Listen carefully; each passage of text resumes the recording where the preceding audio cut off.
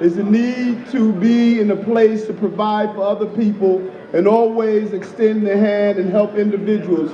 And I see that in Yoli, and I'm proud to say that our relationship would only continue to grow as we leave the confines of the 20th Senatorial District and start our roll on to Borough Hall. I'm gonna be there with my brother Yoli to the beginning until we always will be together. Yoli, please come on.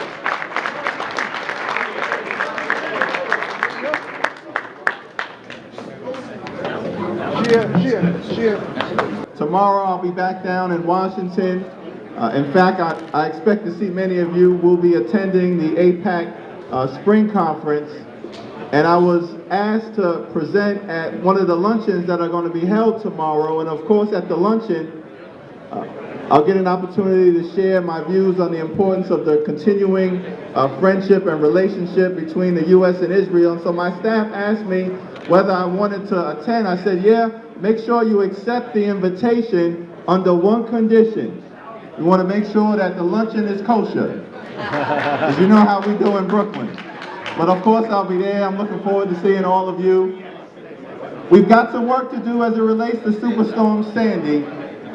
And I was proud to stand with Yvette Clarke and so many others to pass a bill in the House of Representatives to make sure that houses of worship were eligible for Superstorm Sandy assistance.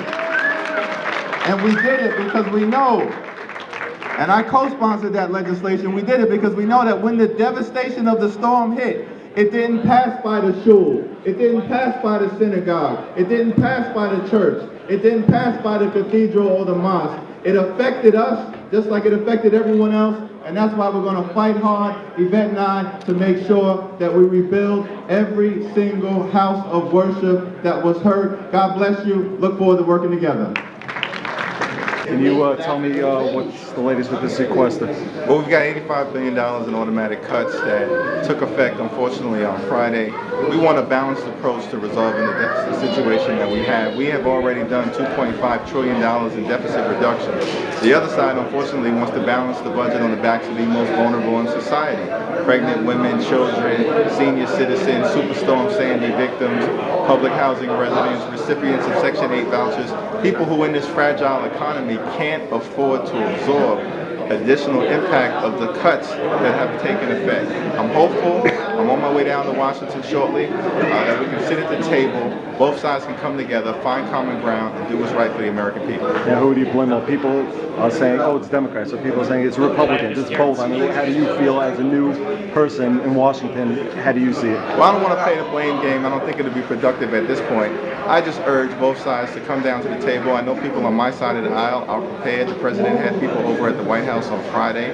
We're hopeful that on Monday, when we all reassemble in Washington, D.C., we can get together and find a balanced approach to move our economy forward.